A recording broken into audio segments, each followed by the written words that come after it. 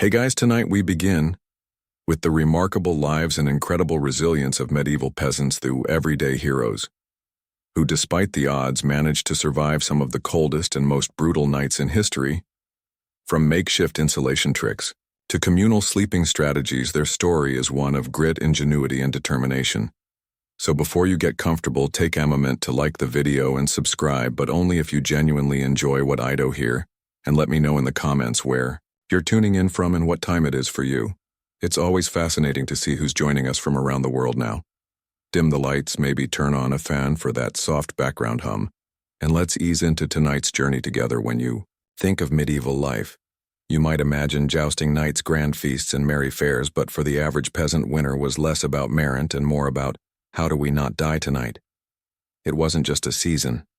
It was a test of endurance that came around every year, like an especially cruel teacher who didn't believe in second chances. Picture this: you're living in a tiny mud and stick hut with walls so thin you could probably hear a bird sneeze from outside. No insulation, no windows. Unless you count a small hole stuffed with animal skin indefinitely. No thermostat wars with your siblings. The inside temperature of your home was usually just a polite couple of degrees above whatever the weather was doing outside if it was freezing. Outdoors it was politely slightly less freezing.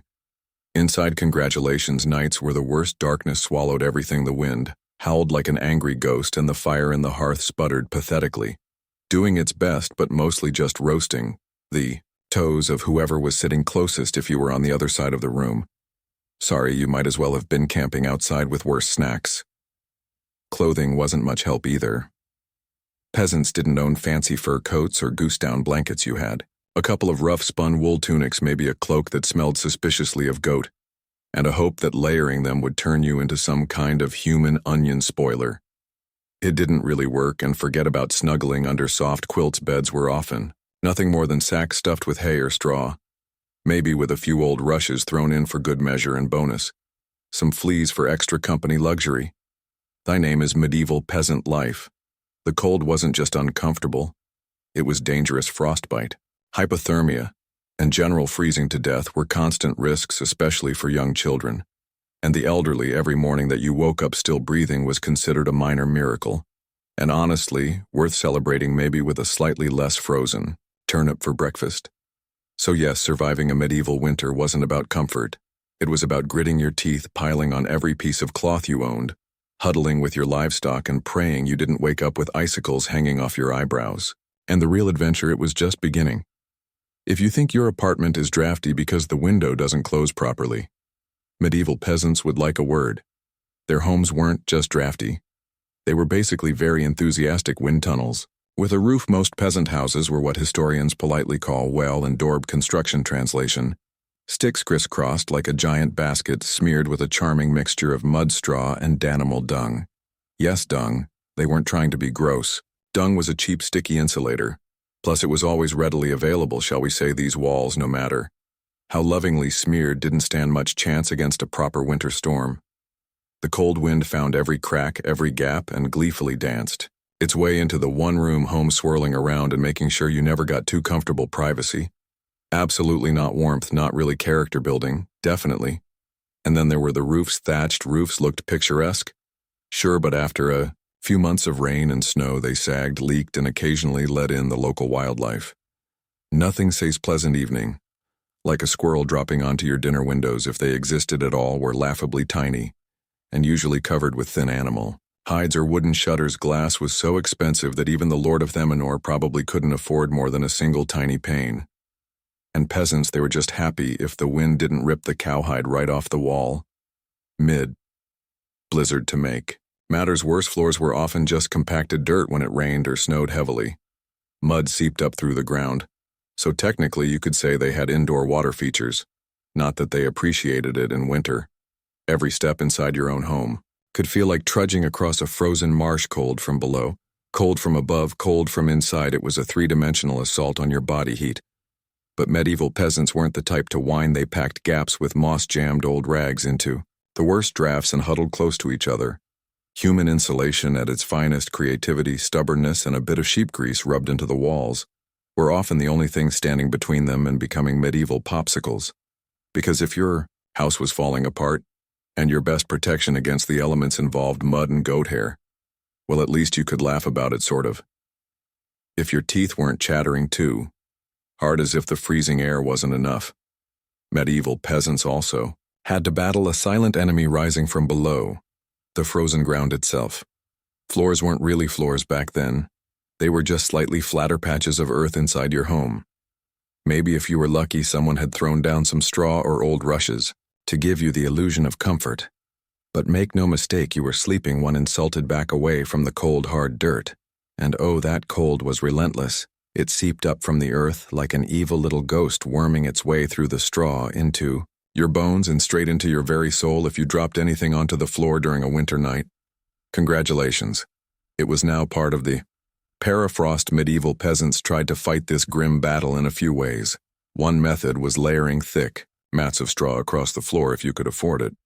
Or more realistically, if you could steal enough of it from your neighbor's field without getting caught, you might have added an insulating barrier.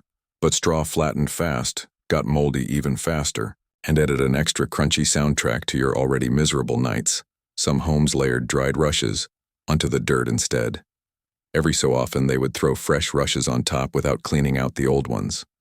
Over time, this created a fascinating ecosystem of decomposing plants, fleas, and whatever mystery creatures decided to move in. It was basically medieval carpet padding. If your carpet was alive, slightly damp, and smelled like a wet dog, beds for those who had them didn't solve much. They were usually little more than wooden frames packed with, you guessed it, more straw or hay instead of cozy mattresses. You had poking, shifting, crunchy layers that did little against the cold, radiating from below. Tossing and turning wasn't about comfort. It was a desperate, awkward dance to keep blood flowing and avoid freezing one side of your body. The truth is, medieval peasants didn't conquer the icy ground so much as learned to live uncomfortably above it.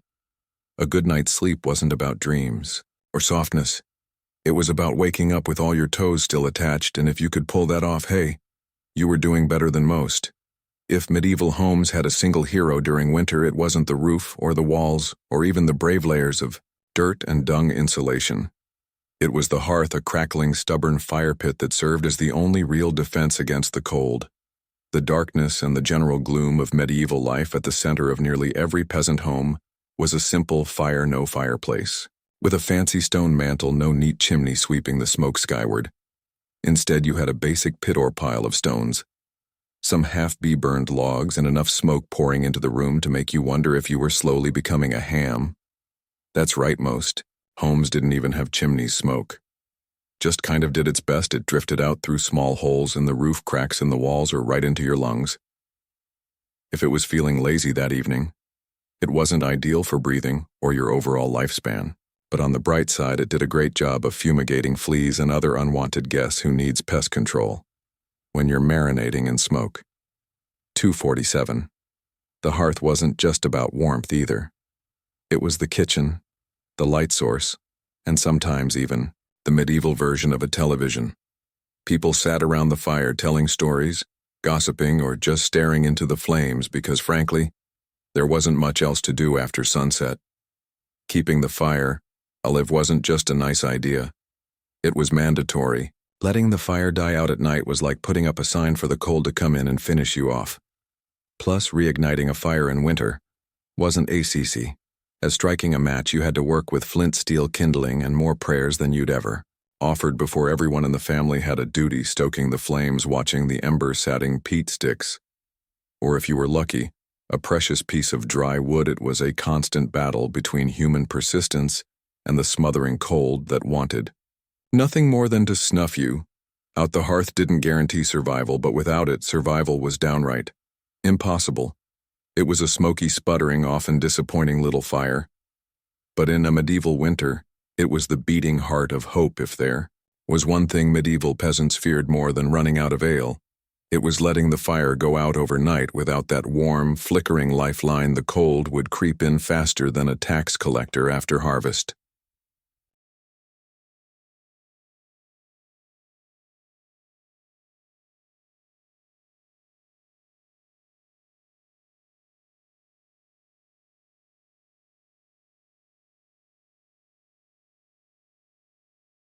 And in the dead of winter, restarting a fire from scratch wasn't just inconvenient. It could be deadly matches, didn't exist yet. Lighters dream on rekindling a fire, meant striking flint and steel together, praying for a single precious spark, and then coddling that spark with tender love and whatever dry kindling you hadn't already burned days ago. Imagine trying to do all this in the freezing dark, half asleep with frozen fingers now, at a hungry wolf howling in the distance for extra motivation. So peasants got smart, they banked the fire. No, not in a cozy savings account. Banking meant carefully burying the embers under a mound of ash right before bed. The ash acted like a blanket, insulating the glowing coals and keeping them alive just barely, until morning if you did it right. You could stroll over at sunrise, poke the pile a little, add fresh wood, and voila, fire without the frostbite. But if you did it wrong, well, let's just say, mornings got a whole lot colder and a whole lot grumpier. Fire banking was an art passed down from parent to child like a prized family recipe. Everyone had their own little secrets. Some said, use dry ash only. Others insisted a bit of dampness was key. Some packed the embers tight, others let them breathe. You could practically start a medieval argument just by suggesting a better fire banking method. It was the ancient version of arguing over barbecue techniques, just with slightly higher survival stakes. Sometimes banking the fire wasn't enough. A howling wind might sneak through a crack and snuff it out anyway. Or a clumsy sheep might stumble into the hearth. Yes, it happened. That's why some families took turns getting up in the night to check the coals, basically the medieval equivalent of sleepwalking to the thermostat. In the end, fire banking was less about mastering nature and more about buying just a few more precious hours of warmth. And if you woke up to even a single surviving ember, that was your victory right there, and enough to face another day of battling. The cold in medieval times, the phrase the more the merrier, wasn't just about parties. It was a winter survival tactic. When the fire sputtered and the freezing winds whistled through every crack, there was one surefire source of warmth: each other. And if that meant sleeping cheek to cheek with your entire family, neighbors, livestock, and possibly a very confused goose, so be it. Forget about personal space. Privacy wasn't even a concept.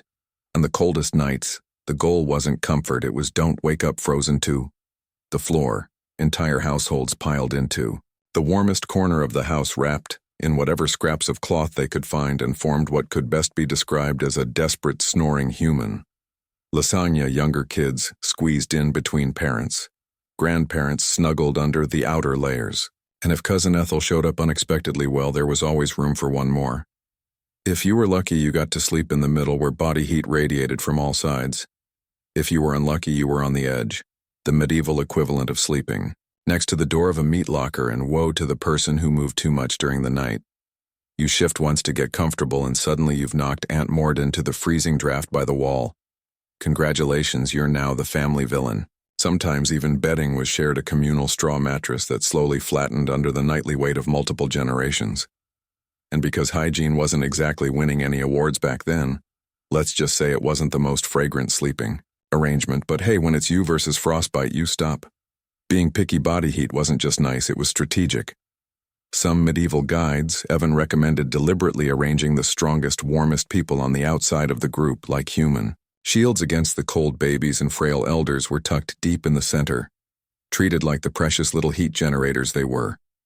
This wasn't just about survival, though over time it became part of daily life, part of family bonding. Long winter nights huddled together led to storytelling, singing, and undoubtedly some very interesting conversations muffled under a shared wool blanket. So next time your sibling steals your blanket or your dog hogs the bed, just remember, at least you're not fighting for elbow space between a snoring uncle and a particularly judgmental goat.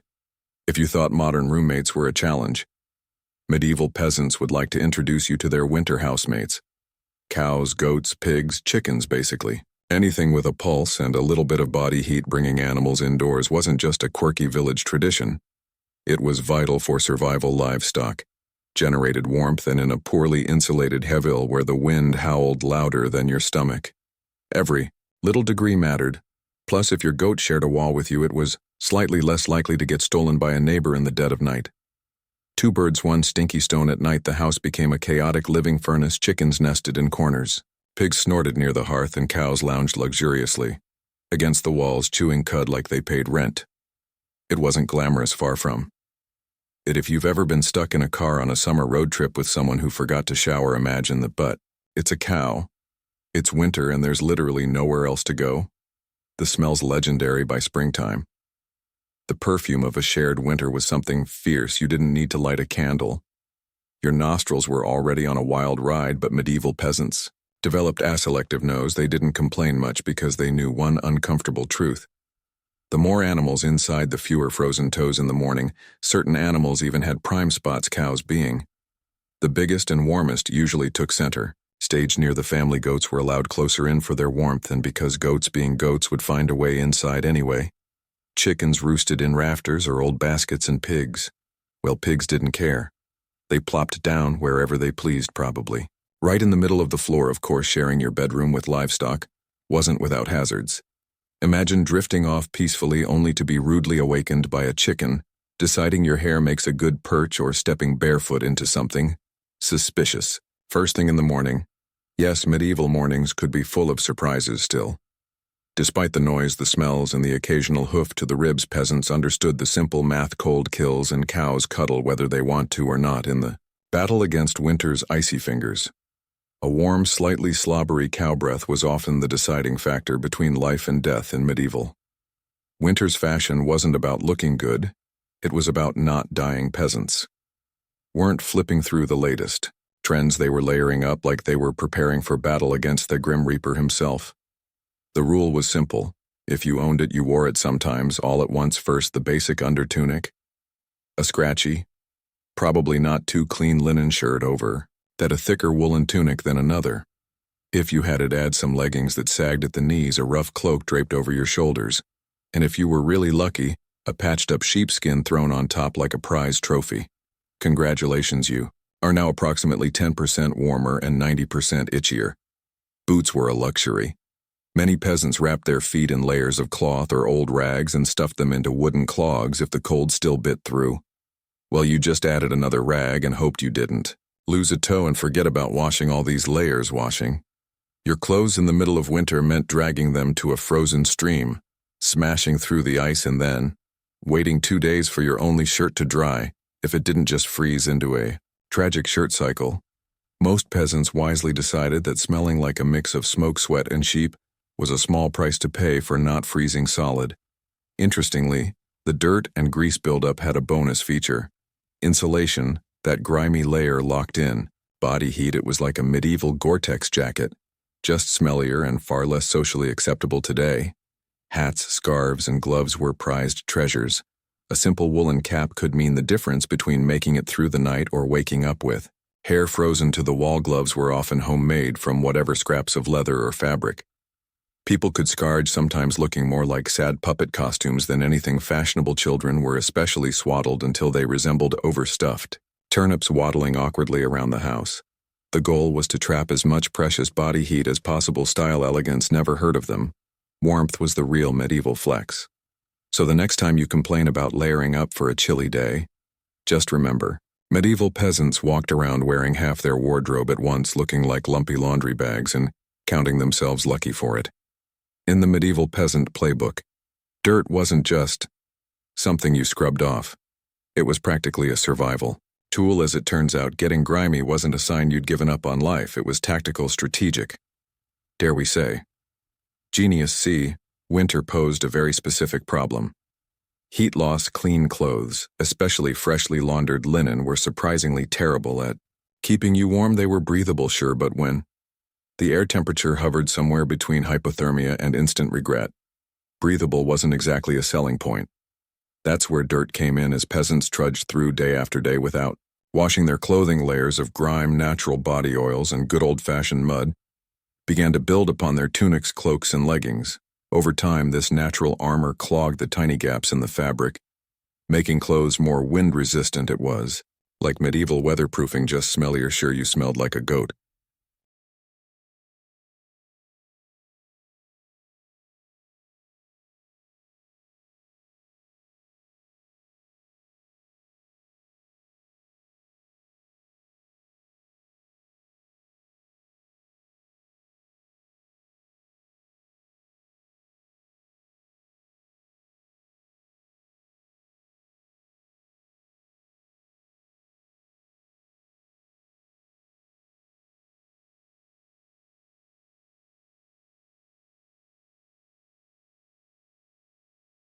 who lost a bet.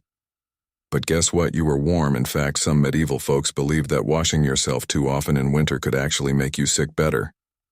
To keep that protective holy filth barrier intact, bathing was rare laundry, even rarer, and soap, when it existed, was reserved for serious occasions like when the bishop showed up, or maybe right before you died. Adding to the strategy, peasants layered their clothes without changing the ones underneath. You just threw your new layer on. Top of last month's. Eventually you became a walking museum of the past 6 weeks, every stain telling the heroic story of that one time. I slipped in the mud but didn't dietto. Outside observers, medieval peasants might have looked and smelled like they had completely given up on hygiene. But the peasants knew better. That grimy, crusty tunic was a thermal shield against death by frostbite. It wasn't glamorous, but neither was freezing to death because you wanted to smell like flowers. Besides, in a world where literally everyone stank to high heaven, you weren't offending anyone. Nose blindness was practically a way of life, so yes, in medieval winters, filth wasn't failure, it was fashion, it was function. And if you had a thick, greasy outer layer by February, you, my friend, were winning at life. If you thought medieval peasants spent their winters tucked into plush feather beds with embroidered quilts, think again. The reality was a bit more rustic, and by rustic I mean, let's sleep on a pile of dead plants and hope for the best. Beds in the medieval peasant world were usually a rough wooden frame, if you could afford one, covered with a big sack stuffed full of straw, hay, or old rushes. That's it. No memory foam, no orthopedic support, no 5-star hotel experience, just a crunchy, lumpy, slightly pokey mess that smelled faintly of barnyard and regret. Every toss and turn in the night brought a delightful soundtrack of crinkling straw and the occasional sharp jab from a rogue stalk. Some peasants even skipped the wooden frame altogether and just threw the straw straight onto the dirt floor, creating a luxurious groundal sleeping experience that modern influencers would probably rebrand as earth-connected slumber. The straw mattresses weren't just uncomfortable, they were temporary. Over time, the straw flattened, grew moldy, attracted bugs, and generally turned into a biological hazard zone. Changing the straw was a big event, usually done a few times a year if you were diligent or whenever your bed started. Actively moving without your permission, rushes were a popular alternative. These long grasses were spread thick on the floor, sometimes mixed with herbs like lavender or rosemary to mask the overwhelming odor. Livestock aroma of daily life. Fresh rushes smelled lovely for about a day. After that, they became part of the muddy, trampled landscape inside the house, blending seamlessly with dirt, food scraps, and whatever else wandered in. And let's not forget the bedfellows, fleece lice, and other charming critters loved straw bedding almost as much as the peasants did. If you woke up scratching more than you slept, congratulations, you were living the authentic medieval experience. Despite the hardships, these humble beds were lifesavers.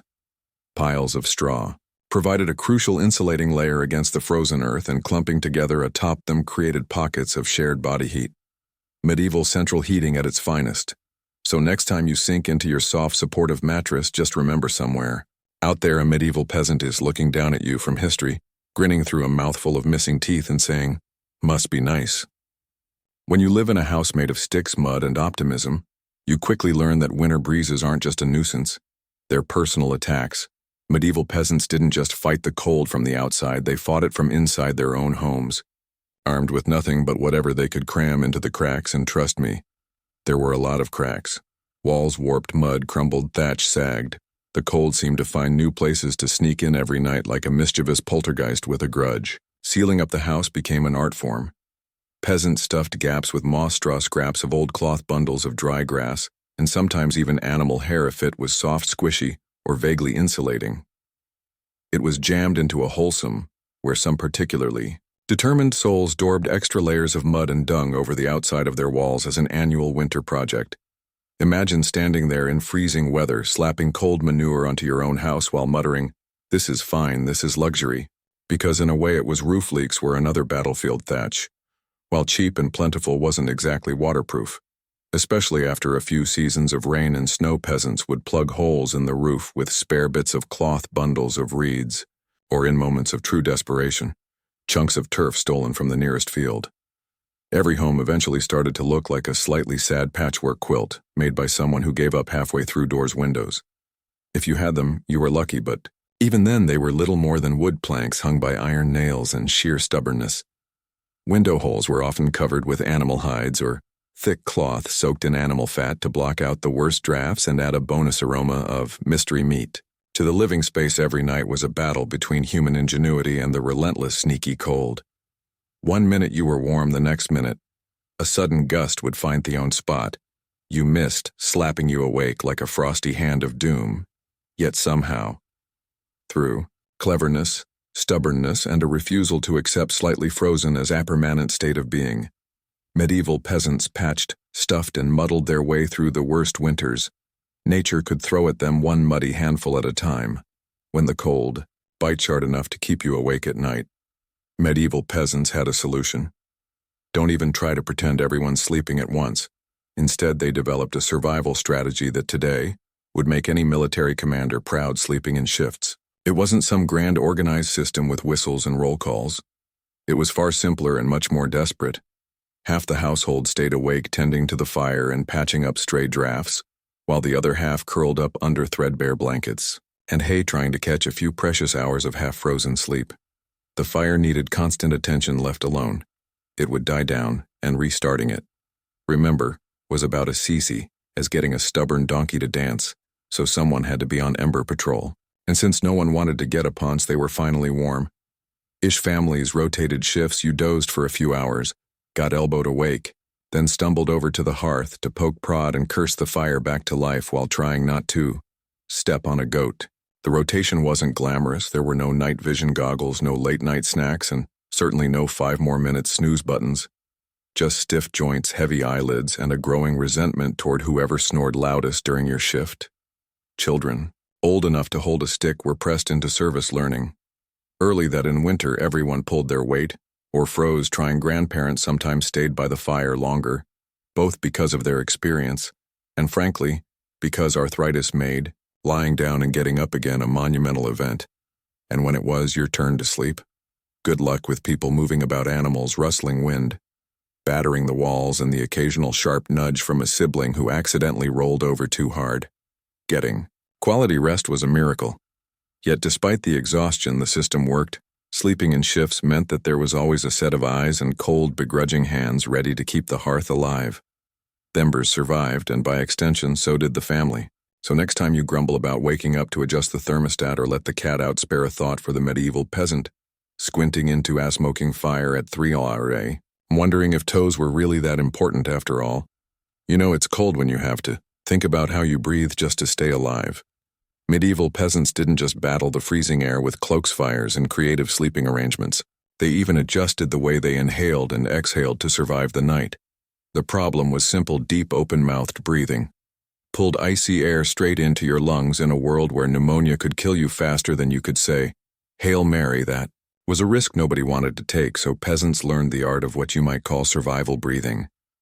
Instead of sucking in huge gulps of air like they'd just run a marathon, they kept their breathing shallow, slow, and, most importantly, through the nose. The idea was to gently warm the incoming air a bit before it hit their lungs. It wasn't perfect, but it was better than coughing yourself into the grave by February. If you accidentally took a big mouthful of cold air, congratulations, you just bought yourself a ticket to a week of hacking up bits of what felt like your soul with no doctors in sight, and grandma treating you with hot onion tea and firm prayers.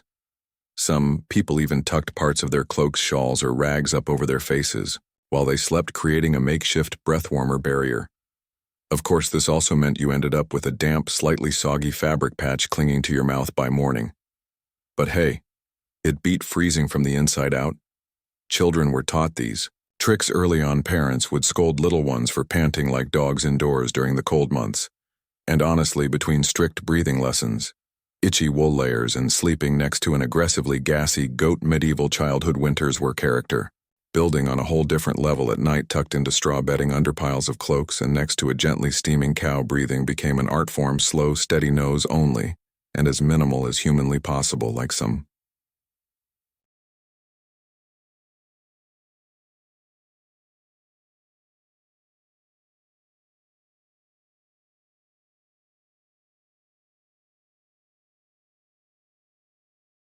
grim medieval version of a yoga retreat, only with more frostbite and fewer inspirational quotes in the grand survival playbook. It wasn't the flashiest strategy, but it worked one shallow breath at a time. Peasants endured another night in the long, relentless war against winter, and the endless battle against medieval winter peasants discovered an unlikely secret weapon. A full stomach turns out one of the best ways to fight off the cold. Wasn't another scratchy wool cloak. It was stuffing yourself with something hearty and heavy right before bed. Calories meant warmth. The more your body had to digest them, or it heated itself up doing the work. It's basic medieval thermodynamics: eat a heavy meal, generate internal heat, and maybe survive until morning without turning into a peasant-shaped popsicle. So what did medieval peasants pile onto their plates before a long freezing night? Think thick stews heavy with root vegetables like turnips, onions, and parsnips. Grains were lifesavers too. Oat porridge, barley gruel, or dense chewy bread. If you were especially lucky, say after a festival day or a generous slaughter, you might even get a hunk of salted pork or a slice of dried sausage thrown into the pot. This wasn't comfort food in the Instagram sense. No delicate presentation, no artisanal garnishes. It was one enormous, vaguely brown meal designed to sit in your gut like a friendly brick, slowly burning through the night and keeping you just a little bit warmer. It wasn't just about eating a lot. It was about eating smart foods that took longer to digest, provided a slow, steady trickle of warmth. Fatty foods were particularly praised, not just for the energy they provided, but because fat burns slower than lean meat. A belly full of stew bread and a questionable amount of lard. Peak medieval winter luxury. Parents made sure even the pickiest children ate heartily. Nobody cared if little Thomas didn't like turnips. You ate the turnips, or you shivered through the night thinking about how much you missed the turnips. Harsh but effective parenting, medieval style, of course. Heavy nighttime eating came with its own hazards. You might be warmer, but you were also risking a night of vivid, bizarre dreams, fueled by a stomach trying desperately to process an entire field's worth of cabbages. Was it worth it? Absolutely, because in the end, peasants weren't aiming for a Michelin star meal, they were aiming to survive. And if that meant going to bed full bloated and breathing gently through your nose next to a steaming cow, well, that was just another night in the ongoing quest to see another frosty sunrise. Long before electric blankets and fancy heated mattress pads, medieval peasants had to get creative if they wanted a little extra warmth at bedtime, and that's how the humble haybox and the ever-glamorous heated stone became winter's unsung heroes. Let's start with the haybox. It sounds rustic, and it absolutely was. But the idea was pure genius. Peasants would take a sturdy wooden box, line it thickly with hay, and use it to store food that had been cooked earlier. Keeping it warm for hours, leftover stew, hot porridge, toss it into the haybox. Cover it up, and it stayed hot enough for a late-night snack without needing Torisk reigniting the fire. Medieval slow cookers, basically. But peasants didn't just stop at food. They realized if hay could trap the heat from a stew pot, it could also trap the heat from something even better. Rocks. Enter the era of the heated stone. Before heading to bed, someone, probably whichever unlucky child lost the family argument, would grab a flat stone and chuck it into the heart of the hearth fire, after roasting it until it was nearly too hot to touch a fine line between helpful and third-degree burn. They'd fish it out using a stick or some old tongs, the stone still radiating. Blissful warmth would be carefully wrapped in rags, tucked into an old piece of cloth, or jammed into a clay pot, then slipped under the hay in the mattress, or down at the foot of the bed, a medieval heating pad ready to do battle against the frozen earth. Of course, there were risks if you didn't wrap the stone properly. Congratulations, you now had a small, localized house fire, and if you dropped it on your foot, well, let's just say winter injuries weren't always caused by slipping on ice, but when everything went right, that stone provided precious, comforting warmth that could last for hours. It wasn't luxurious, but when you lived in a half-frozen hut, luxury was defined as not waking up with icicles dangling from your nose in the grand arsenal of medieval winter survival. A hot rock tucked into some hay might not sound glamorous, but for peasants clinging to whatever heat they could find, it was a tinny miracle in a medieval peasant's home. The hearth wasn't just where you cooked dinner. It was practically a family member, a temperamental, smoky, sometimes uncooperative family member, sure, but still absolutely essential to survival, especially when it came time to sleep. The closer you were to the fire, the better your odds of waking up unfrozen. That meant sleeping arrangements were less about personal preference and more about strategic positioning. Infants, the elderly, and anyone sick or frail got first dibs on prime real estate. Parents, older kids, and sturdier adults fanned out from there like human insulation layers, being assigned a spot close to The fire wasn't just kindness, it was basic survival math. Babies were fragile heat. Generators and elders were precious repositories of family knowledge, and let's be honest, the best gossip protecting them with prime warmth was non-negotiable. But it wasn't all cozy toasting by the flames too close, and you risked waking up with your hair singed or your cloak smoldering suspiciously too far, and you were basically camping in an icebox. It was a delicate dance stay near enough to bask in the fire's glow, but not so near that you had to explain to your neighbor why you now looked like a half-cooked roast. The fire also didn't spread warmth evenly. It mostly roasted the people directly in front of it while everyone else fought over the narrow cone of heat like cold lizards jostling for a sunbeam. If you were lucky enough to fall asleep facing the fire, you might have one blissfully warm side and one side frozen so solid you could probably knock on it. Pets and livestock, of course, muscled in too. A dog might wedge itself between you and the fire tail, wagging dangerously, close to open flame chickens, sometimes perched perilously on hearthstones, clucking softly into the night like tiny feathery guardians of warmth. Every crackle of the logs, every shift of glowing embers was a tiny promise. You're still alive, you're still warm for now, and so peasants drifted into uneasy sleep, lulled by the fire's pops and hisses each breath, forming small clouds in the frigid air beyond the fire's fragile circle. It wasn't perfect. It wasn't comfortable, but it was life-clinging to warmth by a thread of glowing coals in the medieval world. No one survived winter alone unless they wanted to become a very stylish frozen statue. By January, survival wasn't just a family affair, it was a village project, a messy, muddy, loud collaboration, where everyone's warmth and life depended on everyone else. The peasants knew that in the dead of winter, a strong fire and a pile of hay could only do so much. If your neighbor's house went dark, you noticed. If the smoke from old Tom's hearth suddenly stopped curling into Thesky, someone went to check, and not just because Tom owed you a chicken thought, that might be part of it, but because community meant survival. Villages had unofficial winter watchers, often the young or the elderly who couldn't work the fields but could keep an eye on who was coughing too hard, who hadn't come to barter at the market in a few days, or whose home looked a little too still in the morning frost. These people were the medieval version of neighborhood patrol, minus the reflective vests plus a lot more sheep. If a family's fire went out, it was a near emergency. A good neighbor would rush over with a glowing coal bundled in rags, or better yet, invite them into their own smoky, overcrowded hut for the night. Yes, it meant squeezing an extra 4 bodies into an already cramped space, but it was better than finding frozen friends come spring. Communal food stores played a role too during especially brutal winters. Villages sometimes pulled their last, salted meat, grain, and dried vegetables. It was grim charity. No one had much, but a few communal meals could be the difference between staggering into spring or not. Even children understood the stakes. They helped deliver wood-shared embers. Andrin urgent messages when someone needed help. No one was too small or too tired. When winter came knocking, sure, medieval villages weren't all sunshine and hugs. Feuds happened, disputes over land goats or who borrowed whose good cooking pot never really went away. But when the nights grew deadly cold, old grudges were often quietly shelved. After all, a rival was still worth saving because tomorrow it might be you needing rescue in the icy heart of winter. The village became one big, stubborn family. Sometimes dysfunctional, often hilarious, always fiercely determined to survive. Together, one muddy boot, one crackling ember, one frozen smile at a time.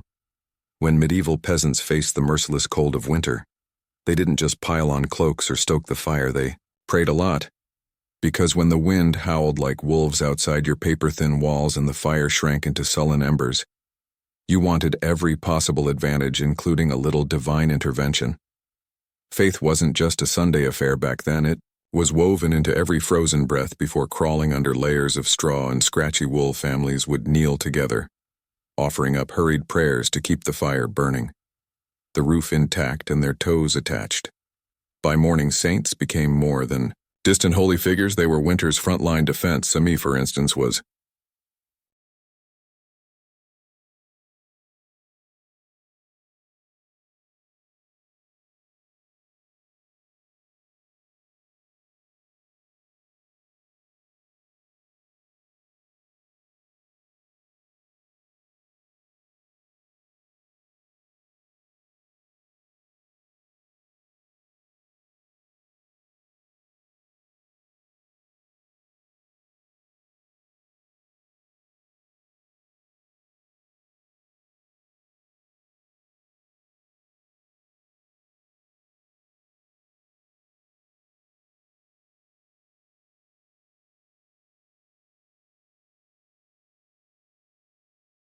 called upon to protect against throat ailments, not a minor concern, when one mouthful of icy air could land you coughing up your soul. St. Nicholas wasn't just the jolly gift-giver of later legend. He was also asked to protect households from sudden ruin during the lean, deadly months. Superstitions wrapped themselves snugly around daily survival. Some families sprinkled a little holy water near the hearth before sleeping, hoping it would protect against evil spirits, or at the very least, mischievous drafts. Others marked doorways with blessed chalk after certain feast days, pleading for warmth and luck to find their way inside. Candles played a role too special. Vigil candles, often blessed by the local priest or the most pious old woman in the village, were sometimes kept burning throughout the night, a flickering plea against the cold darkness clawing at the walls. And of course, no serious winter prayer session was complete without a few promises. Dear Lord, if you just get us through this night, I swear I'll be kinder to my neighbor, even the one who keeps stealing our turnips. Faith wasn't some abstract comfort. It was a daily, urgent conversation. The peasants weren't asking for luxury, just survival, a little heat, a little food, and one more day to muddle through until spring broke the frozen grip on their tiny villages.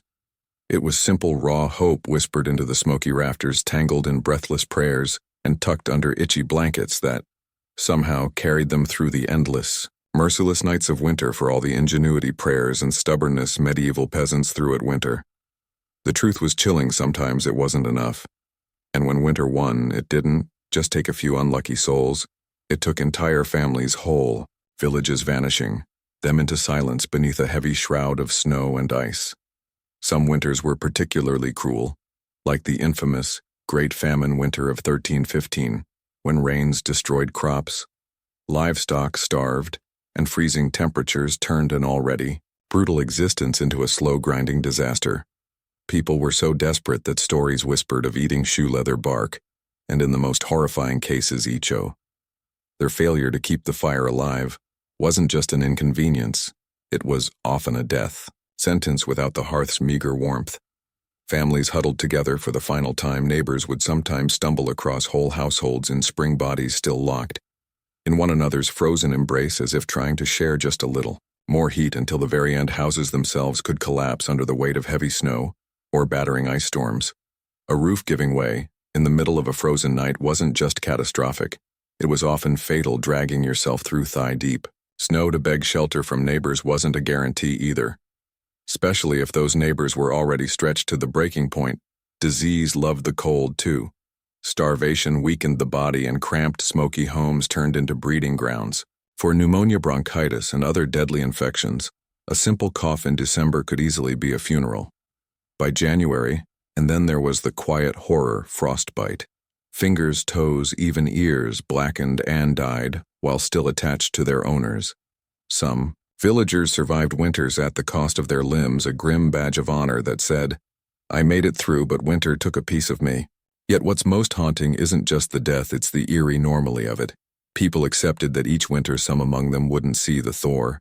Death wasn't unexpected, it was just another neighbor at the door, wrapped in frost, waiting its turn. Even amid the bitter cold and constant threat, medieval peasants pressed on, stubborn, grieving, clinging to life, because as long as there was one ember left in the hearth, one breath hanging in the frozen air, there was still a fight worth fighting. When we look back at medieval peasants, those muddy, frost-bitten survivors of endless winters, it's tempting to see only their hardships, the cracked hands, the frozen toes, the smoke-choked huts. But buried beneath all that struggle is something far more powerful, a legacy of raw, stubborn ingenuity and unbreakable endurance. They didn't have central heating, thermal jackets, or cozy memory foam mattresses. They didn't even have the luxury of assuming they'd survive until spring. But what they did have, and what they left behind, was the blueprint for resilience. Every haystead mattress, every hand-banked fire, every moss-crammed wall gap was a testament to human creativity. Under pressure, faced with impossible odds, they didn't collapse in despair, they adapted. They learned from the land, from each other, and from the bitter lessons carved by each brutal winter. Their communities were built on more than shared land. They were built on shared survival. They taught each other to watch over the sick, to pull resources when food ran low, to trust that helping a freezing neighbor today meant someone might help you tomorrow. They lived by the understanding that no one beats winter alone. Their faith, too, was a kind of endurance. They were prayers into their daily lives, not just out of fear but out of hope. Fragile, stubborn hope that tomorrow might be a little warmer. Little brighter hope that after 100 dark nights spring would come again, and life would find a way to push through the frozen ground, and somehow it did, because of their sacrifices, because of their unglamorous victories, surviving one more night. One more storm. Future generations thrived. Bit by frozen bit they pushed humanity forward, enduring winters their ancestors could barely survive, until warmth and comfort became common expectations instead of distant dreams. Their blood, sweat, and ingenuity are stitched invisibly into the lives we live now. Every cozy blanket, every warm house, every lazy winter evening spent sipping tea under soft lights, all of it is the end result of countless medieval peasants refusing to give in to the cold. So the next time the wind howls outside your double-painted window, maybe spare a thought for them, the nameless, fearless ones who turned shivering survival into a living legacy, one ember-own breath, one stubborn heartbeat at a time. Anne Boleyn didn't come into the world with a crown on her head or armies at her feet. Born around 1501, likely at Blickling Hall or Hay Castle, she was the daughter of Thomas Boleyn, an ambitious diplomat, and Elizabeth Howard, a noblewoman with powerful family ties in the grand scheme of Tudor society. Anne's birth barely stirred a ripple yet. From these modest beginnings, something extraordinary was taking root, a life that would one day tilt the course of English history. From an early age, Anne was set apart not by her wealth but by her mind. She was clever, spirited, and by all accounts magnetic. Recognizing her potential, her family sent her abroad to the continent, where her education truly began. First, she served Margaret of Austria in the glittering court of the Netherlands, an experience few English girls could dream of there. Anne absorbed the art of diplomacy, refined manners, and the subtle dance of European politics. But it was in France that Anne's brilliance was truly polished. She spent years in the sophisticated courts of Queen Claude and Queen Marguerite of Navarre, learning the language of influence, elegance, flirtation, wit, while other young women perfected their embroidery. Anne mastered conversation, intrigue, and the art of commanding attention without ever seeming to seek it. By the time she returned to England in the early 1520s, Anne was something rare, a woman who could rival the sophistication of continental courtiers. While carrying the ambition of a rising English house, she wasn't a classic beauty. Even her admirers admitted as much. But she was arresting, dark eyes that sparked with intelligence, a quick musical voice, a way of moving that suggested purpose, just barely concealed beneath layers of courtly grace. Anne didn't just enter rooms, she changed their gravity. At a time when a woman's fate was often sealed by birth and marriage, Anne refused to drift quietly into obscurity. She had seen the power that charm and intellect could wield in foreign courts, and she intended to use that knowledge athome. Anne Boleyn was still a young woman, then clever, ambitious, untested, but history was already beginning to stir around her. The girl who returned to England was no longer just Thomas Boleyn's daughter. She was a player in a larger game, one that would soon engulf the crown itself. When Anne Boleyn returned to the English court, she was unlike anyone the nobility had ever seen in a world full of pale-faced, modest English roses. Anne was a thunderstorm, electric, unpredictable, impossible to ignore. Her dark hair, bold eyes, and quick, sharp wit set her apart from the gentle, obedient ladies who filled the court of King Henry VIII. At first, she played the role, expected of her a maid of honor to Queen Catherine of Aragon. But even in the Queen's shadow, Anne's presence flickered like a candle too bright to snuff out. She danced gracefully, spoke French with the ease of a native, and laughed with a confidence few women dared display. Men noticed, women gossiped. The court buzzed quietly about the striking Boleyn girl. It wasn't long before she caught the most dangerous attention of all, the king himself. Henry VIII was no stranger to flirtation. His court was a playground of whispered promises and secret liaison. But Anne was different. She didn't swoon at his compliments or fall eagerly into his arms like so many others had. She teased, she challenged, she refused. Henry, a man used to instant adoration, was captivated. The more Anne held him at arm's length, the deeper he fell. Letters passed between them, filled with declarations of love, frustration. Longing, Henry offered her the role of royal mistress, the most powerful unofficial position at court. Any astonishingly, said no, she would not be just another conquest, a forgotten mistress lost to time if Henry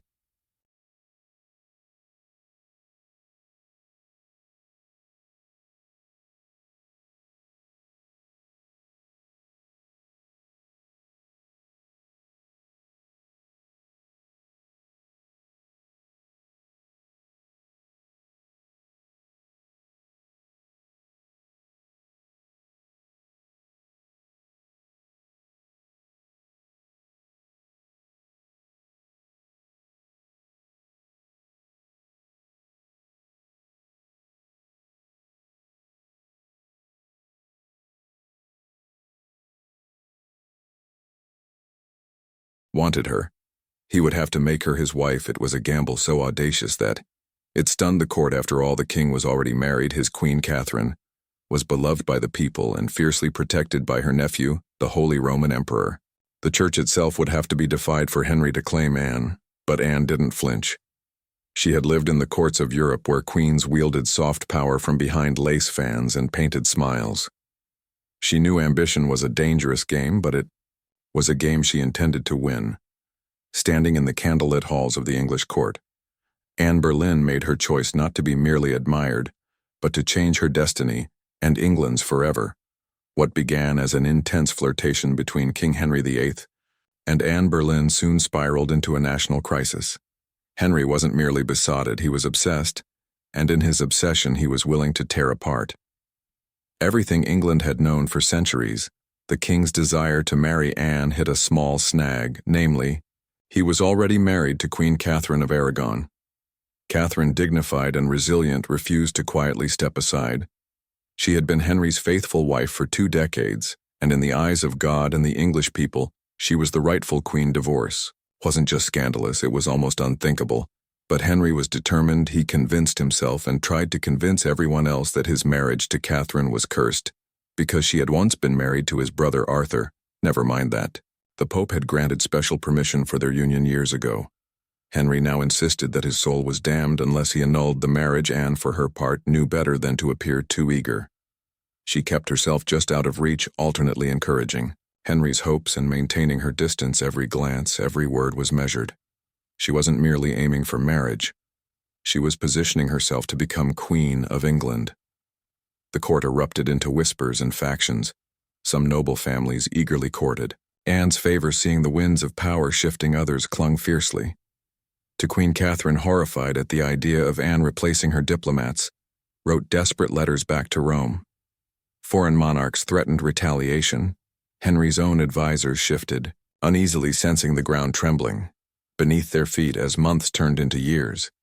Henry's frustration grew. He bombarded the Pope with petitions, maneuvered his lawyers into finding loopholes, and slowly began to realize that the church would not bend easily. Catherine had powerful allies, including her nephew Emperor Charles V, the most powerful man in Europe still. Henry pressed on, defying advice, tradition, and increasingly the law itself. His courtship with Anne had become something far greater than personal desire. It was now a challenge to the very structure of England's political and religious life. Anne wasn't just capturing a king's heart, she was dragging an entire kingdom into uncharted waters. A dangerous game had begun, and there could be no turning back. After nearly 7 agonizing years of maneuvering, scandal, and diplomatic chaos, Anne Boleyn's gamble paid off in January 1533. She secretly married Henry VIII, a bold move given that he was still technically married to Catherine of Aragon in the eyes of the Pope and much of Europe. By June, Anne was crowned Queen of England in a lavish ceremony at Westminster Abbey. It should have been the crowning moment of her life. But the atmosphere was far from universally joyful. People of London watched with weary eyes. Some cheered, others muttered prayers for Queen Catherine. Many wondered if this new queen, with her French manners and daring spirit, was a blessing or a curse. Anne entered her queenship not as a beloved figure, but as a storm. Unlike Catherine, who embodied traditional English values of humility and piety, Anne was dazzling, provocative, and politically savvy. She wore bold colors, commanded the court with sharp intelligence, and made powerful enemies with breathtaking speed. Her position, while seemingly secure, was also terrifyingly precarious. Everything rested on one thing: providing Henry with A male heir, Anne knew this as keenly as anyone. She was not merely Henry's lover. Anymore, she was the hope of a dynasty.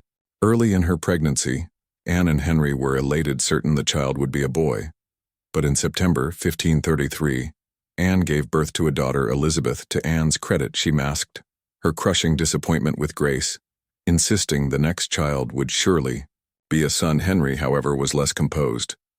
His eyes, once full of adoration, now flickered with doubt. Still, for a time, Anne's star burned brightly. She reshaped the English court in her image, elevating her family to unprecedented heights and becoming the first queen in English history crowned with the sacred oil usually reserved for kings. Her influence was vast. Foreign ambassadors sought her favor. Couriers reshuffled alliances to be in her good graces. The once obedient Henry began moving England officially away from Rome, creating the Church of England with himself at its head, all so that Anne's crown could not be questioned. Yet even in her triumph, dark clouds gathered, friends whispered behind their hands.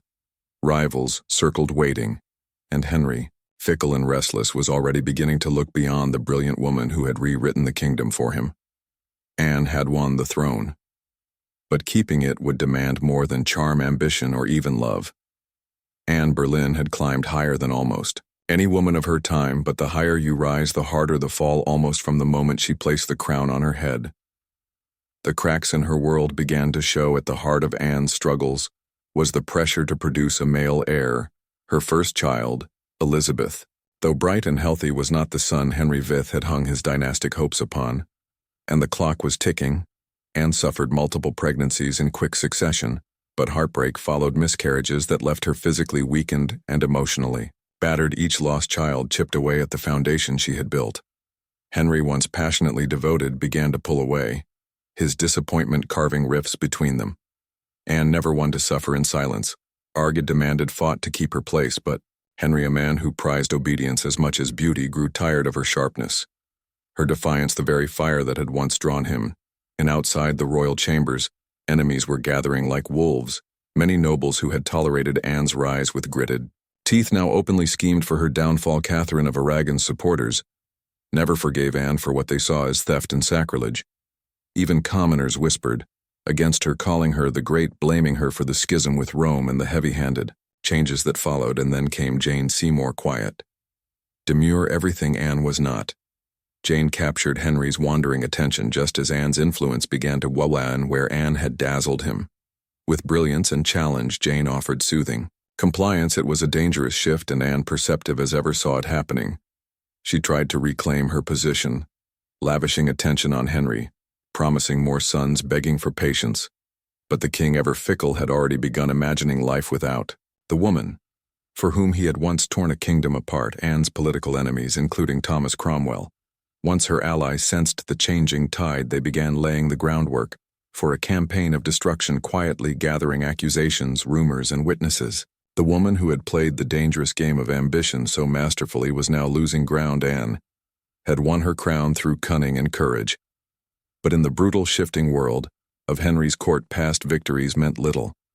Only fresh success mattered, and Anne's enemies were sharpening their knives. The queen who had shattered a kingdom would soon see how quickly a kingdom could shatter. Her, Anne Boleyn's, enemies didn't attack her with armies or swords. They came with whispers, secrets, and carefully sharpened lies. In the back rooms of court, betrayal was brewing. Silent, patient, deadly. Thomas Cromwell, once Anne's greatest ally in the English Reformation, had turned against her. Their alliance had been built on mutual ambition, but now their interests clashed. Anne wanted reforms to help the poor and limit the power of greedy noble. Cromwell wanted stability, favor with Henry, and no interference. Anne's boldness had made her dangerous, and in Henry's fickle heart, love had curdled into irritation, suspicion, and cold detachment. Anne had few true friends left. Even her charm, once her greatest weapon, now grated against the court's hunger for a gentler, more pliable queen. And Jane Seymour, quiet and calculating, waited just out of sight, the perfect contrast to Anne's fading fire. It was Cromwell who moved first, knowing Henry was restless. Knowing that the king wanted an exit but lacked a convenient excuse, Cromwell offered a solution. What if Anne could be removed, not by divorce, which would humiliate Henry, But by disgrace the accusations were wild, monstrous, evan adultery, incest conspiracy against the King Anne, the proud, brilliant queen painted as a betrayer, a temptress, a threat to the very crown. She once redefined Cromwell carefully gathered evidence, coaxing confessions under torture, twisting courtly flirtations into damning testimony. Several men, including Anne's own brother George, Boleyn, were arrested. The charges made little sense, they were riddled with contradictions and impossibilities, but in Henry's court, truth was whatever the king needed it to be. Anne, sensing the tightening noose, fought desperately. She appealed to Henry's memory, to the love they had once shared. But it was no use. The man who had once torn England apart for her now refused to meet her eyes. In May 1536, Anne was arrested and taken to the Tower of London. As the great gate slammed shut behind her, she knew the truth. She was no longer a queen. She was a prisoner, a pawn trapped in the brutal game she had once.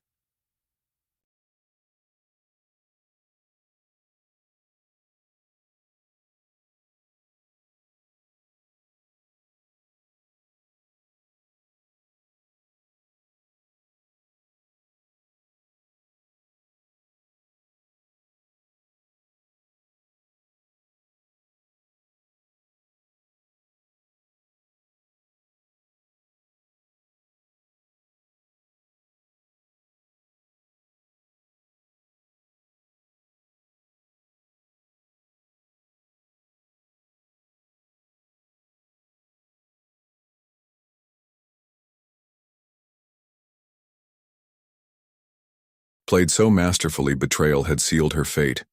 And now, alone in the tower, Anne Boleyn waited for the final move. Anne Boleyn stood in the great hall of the Tower of London, facing a tribunal of nobles, many of whom owed their very titles and fortunes. To her rise now they sat in judgment, cold and watchful, prepared to erase the woman who had once changed the destiny of England. The charges against her were shocking: adultery with multiple men, including her own brother George Boleyn, high treason, conspiracy against the king. In another world, such accusations against a queen would have been unthinkable.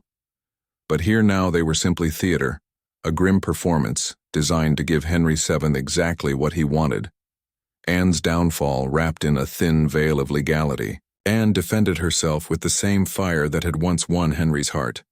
She denied every accusation with intelligence, precision, and an unwavering composure that astonished even her enemies. She reminded them that she had been crowned with sacred oil, chosen by God and anointed as Queen of England. She reminded them of her loyalty, her sacrifices, her love, but it was all for nothing. The verdict had been decided long before Anne set foot in the courtroom.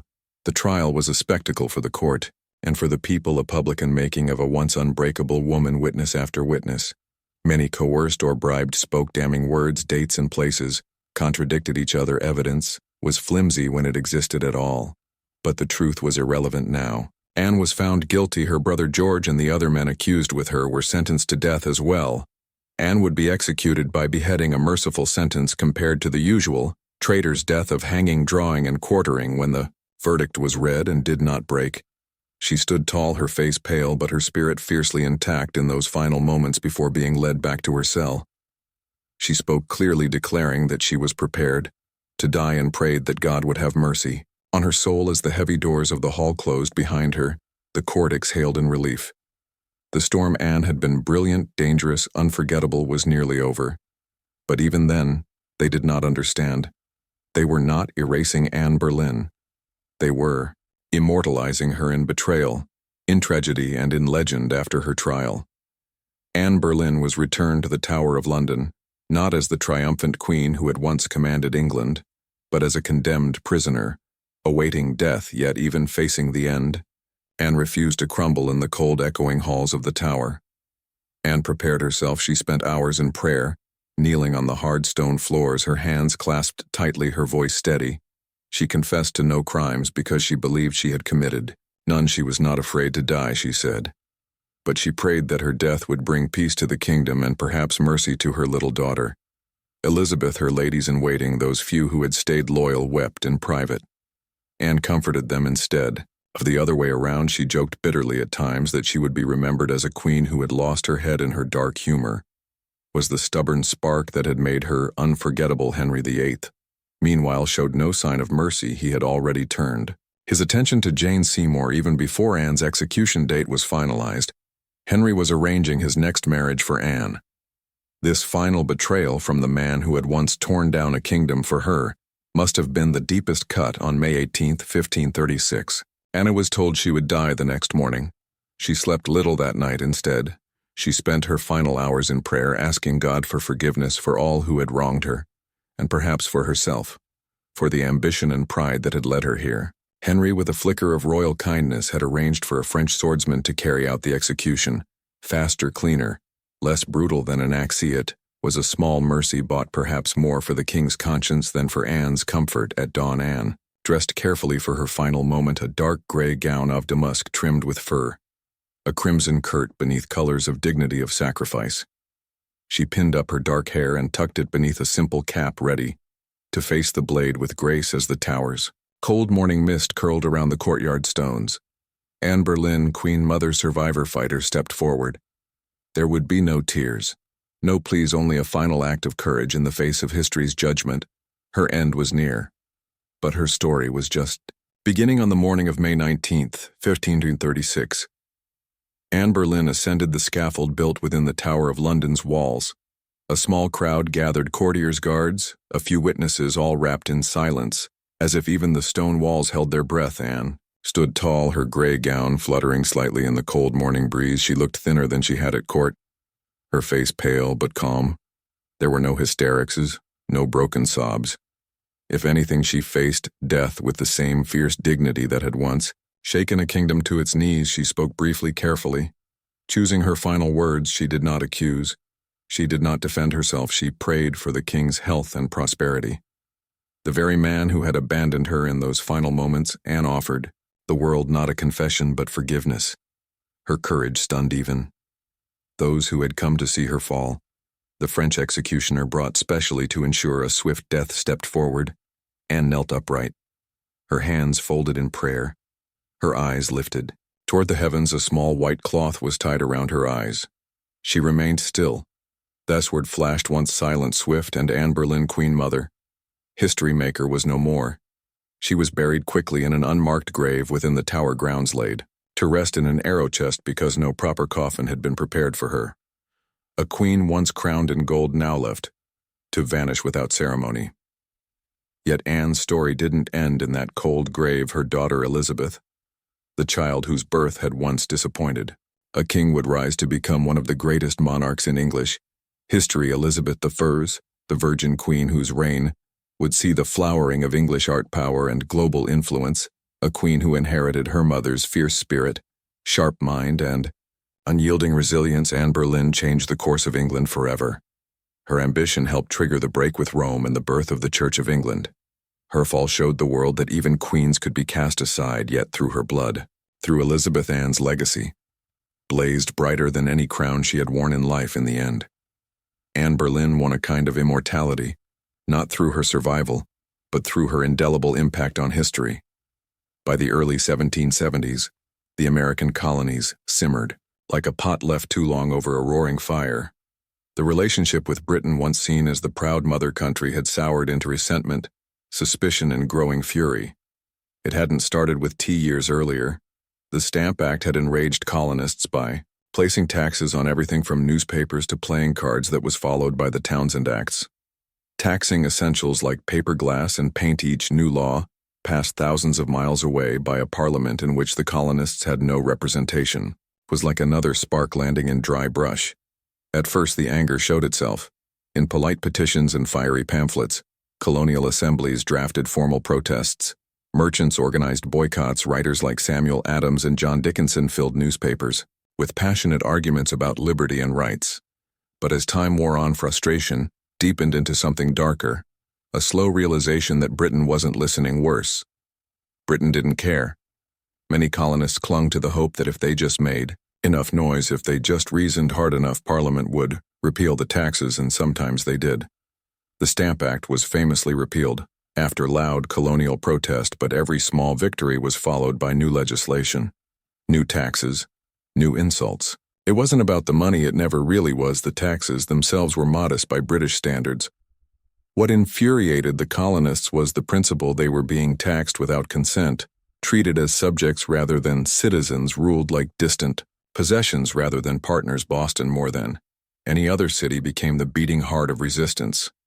The Sons of Liberty, a secretive, fiery group of patriots, grew louder and bolder in 1770. Tensions exploded into violence when British soldiers fired on unarmed civilians, and what became known as the Boston Massacre. Blood had already stained the cobblestones. Trust was a thing of the past by 1773. The colonies were teetering, on the edge. A final insult would tip them into open defiance, and it came not in the form of soldiers or new laws or armies, but in the quiet, seemingly harmless shape of crates stacked with tea. The colonists didn't know it yet, but the night that tea floated in the cold waters of Boston Harbor, the world would change forever. In 1773, Parliament made a critical miscalculation, believing the American colonies would quietly accept cheaper tea. They passed the Tea Act, a law that was supposed to save the struggling British East India Company and incidentally reassert Britain's right to tax the colonies. On paper, it looked like a good deal. The Tea Act allowed the company to sell tea directly to the colonies, cutting out the middlemen, slashing prices, and offering a luxury product at a bargain, a few pennies cheaper. What could possibly go wrong? Everything, because the problem wasn't the price of tea. It was the principle behind it. The Tea Act left the hated tax on tea firmly in place. Accepting the tea, even at a discount, would mean acknowledging Parliament's right to tax the colonies without their consent. To many Americans, that was unthinkable. A surrender of the liberties they had fought to protect for more than a decade. The news of the Tea Act spread like wildfire through the colonies. Merchants fumed. They saw their livelihoods threatened by a monopoly.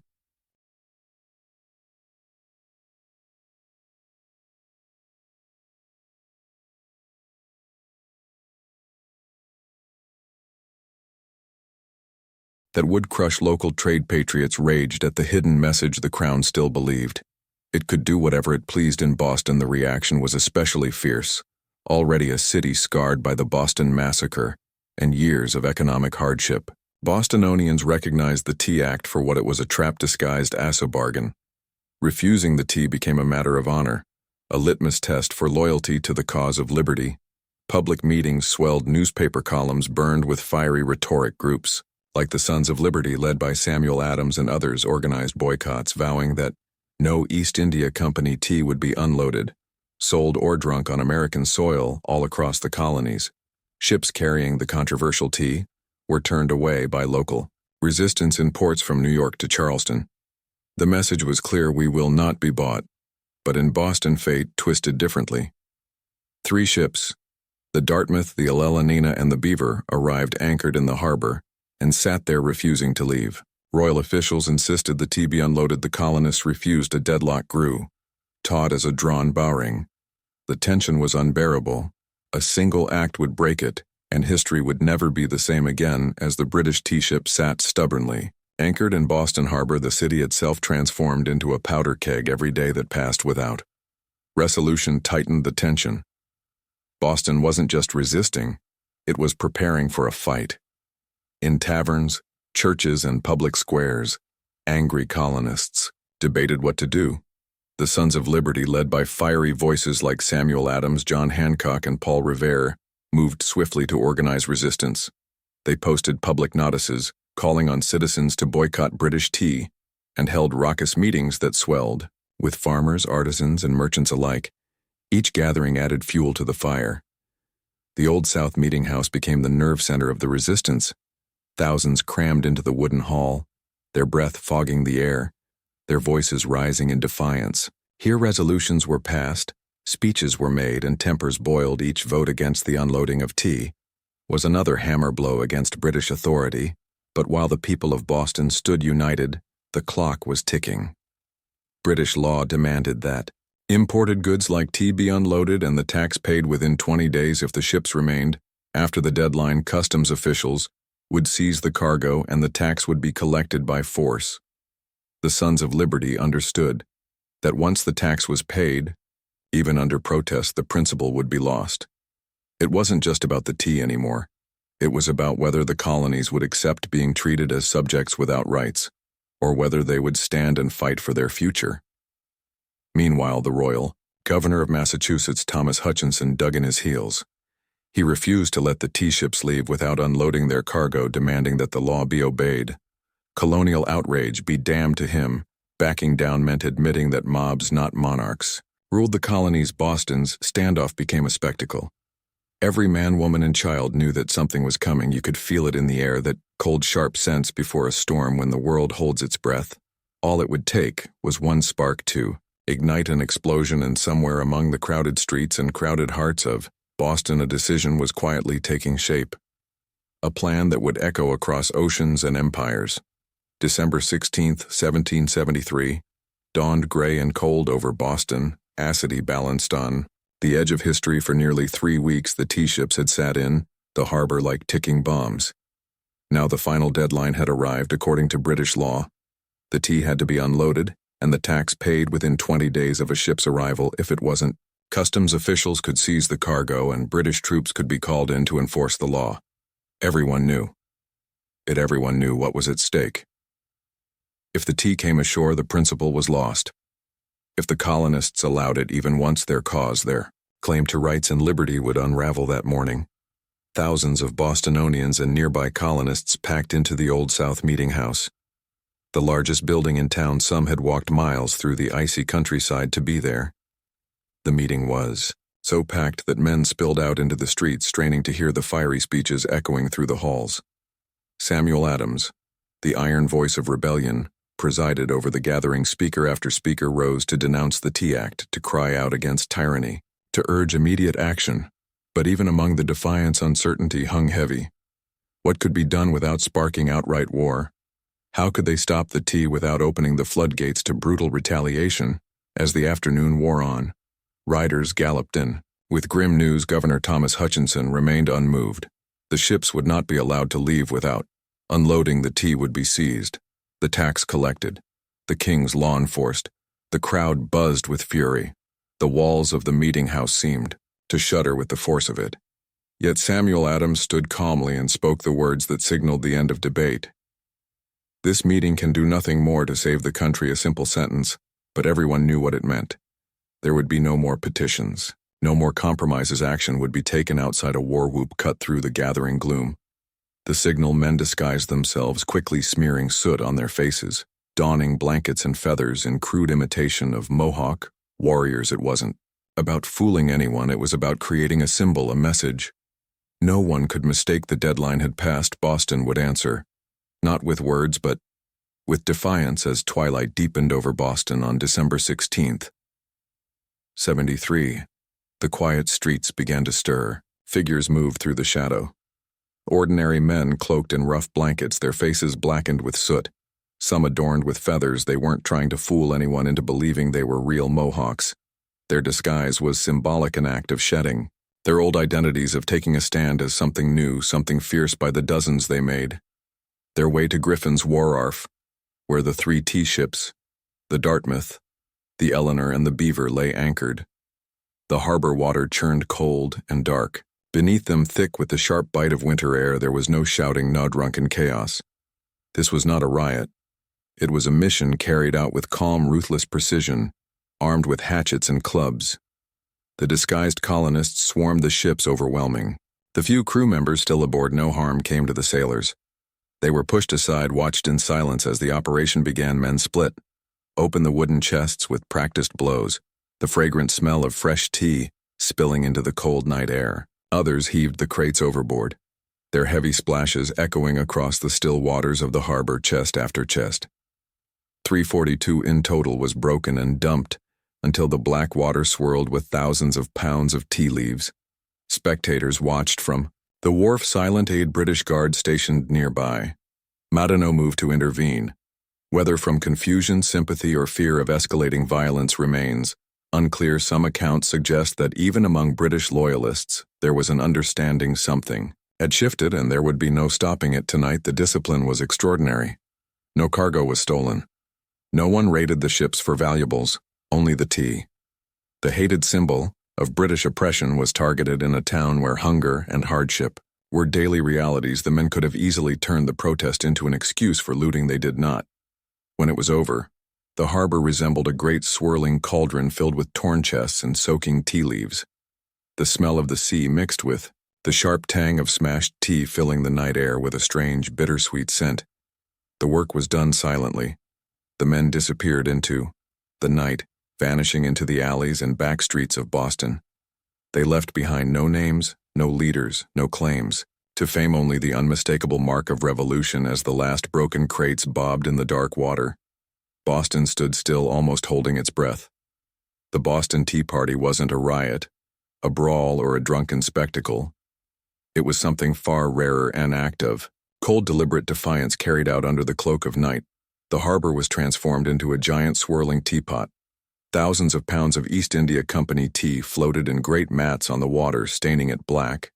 Some colonists, curious and rebellious, scooped handfuls of soaked leaves from the harbor only to be chastised by the Sons of Liberty patrolling the docks. Nothing was to be salvaged. No one would profit from this night's work. This was principle pure and simple. The town woke. The next morning, to the smell of salty tea hanging heavy in the air, news spread like wildfire, word-of-mouth letters. Broadsheets by midday, everyone from apprentices to merchants knew what had happened, and opinions split fast among patriots there. Was pride, a fierce swelling pride that ordinary men had stood up to the mightiest empire in the world, and struck a blow for liberty among loyalists and moderates. There was horror to them. The destruction of property was reckless, dangerous. Had the colonies crossed a line they couldn't walk back from, Governor Thomas Hutchinson raged in his mansion, furious, not only at the destruction, but at the message it sent. If the king's authority could be defied so brazenly in Boston, where else might rebellions spark? British officials were stunned. They had expected protests, boycotts maybe, another riot like those that had broken out over the Stamp Act.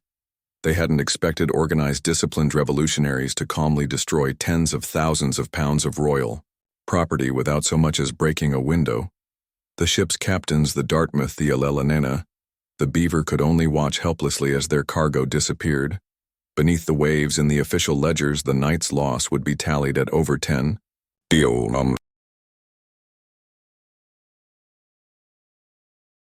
British pounds, a fortune. But the real loss wasn't measured in pounds sterling or ruandy. It was measured in trust and loyalty, in the fragile illusion that Britain still ruled her colonies with consent.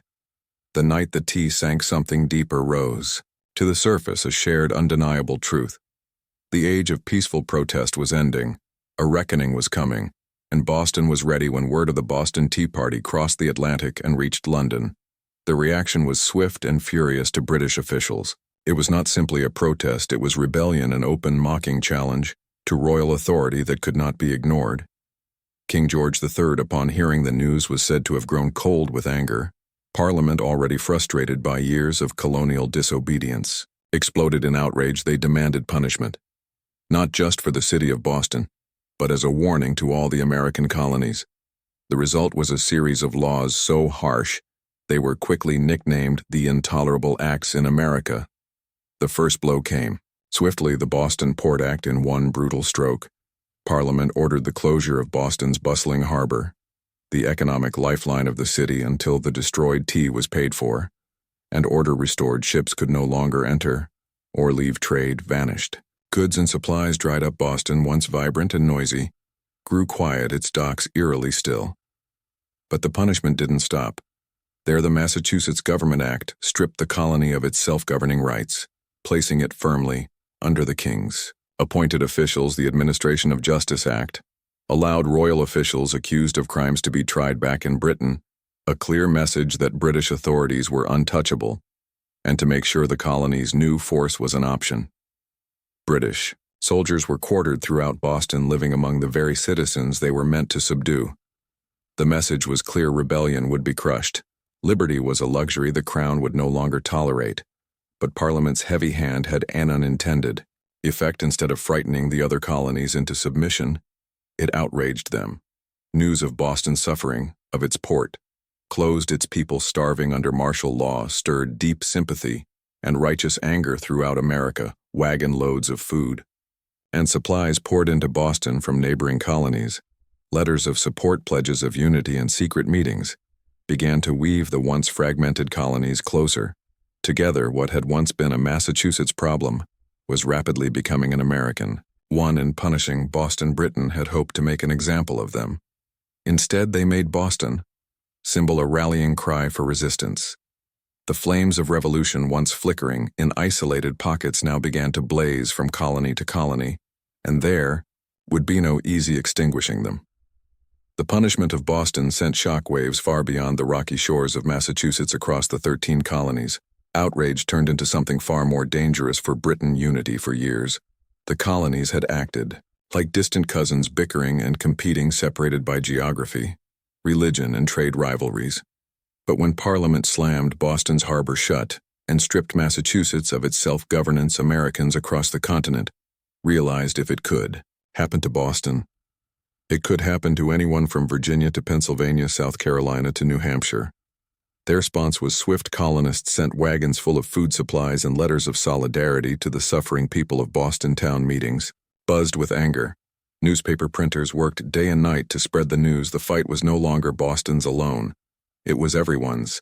And so, in September 1774, something unprecedented happened. The First Continental Congress convened in Philadelphia. For the first time, representatives from 12 of the 13 colonies gathered under one roof to discuss a unified response. Men like George Washington, Patrick Henry John Adams, and Samuel Adams, once merely regional figures, now stood together as architects of a movement that was growing larger by the day. Their goal, at least officially, was not yet full independence. Most still hoped for reconciliation, for a return to the old relationship of mutual respect under the British Crown. But beneath the polite debates and carefully worded petitions, a deeper understanding was taking root. The colonies could no longer afford to stand separately. At the Congress, they agreed to a sweeping boycott of British goods. They pledged mutual support in the face of further British aggression, and they made it clear any attack on one colony would be considered an attack on all inn taverns and meeting houses across the continent. Ordinary people began using words that had once been whispered only in private unity: resistance, liberty, and bringing the hammer down on Boston. Britain had imagined it would crush rebellion. Instead, it had welded the colonies together into something far more dangerous. A people who, despite their differences, were beginning to think of themselves not as scattered provinces but as Americans. The winds of revolution were no longer just stirring. They were gathering into a storm, and it was too late for Britain to stop it. The night the tea sank into Boston Harbor, it wasn't just crates that were destroyed. It was the illusion that the American colonies could remain loyal subjects forever. The Boston Tea Party lit a spark that no king, no army, no distant parliament could ever snuff out. In the months that followed, that spark caught fire. Across the colonies, what had once been protests, boycotts, and polite petitions hardened into open resistance. Town militias began drilling openly. Storehouses filled with powder and shotmen who had once toasted King George III in taverns now whispered about revolution under the same roofs. Boston became a symbol of sacrifice, battered but unbowed. The more Britain tried to tighten its grip, the more the colonies slipped through its fingers.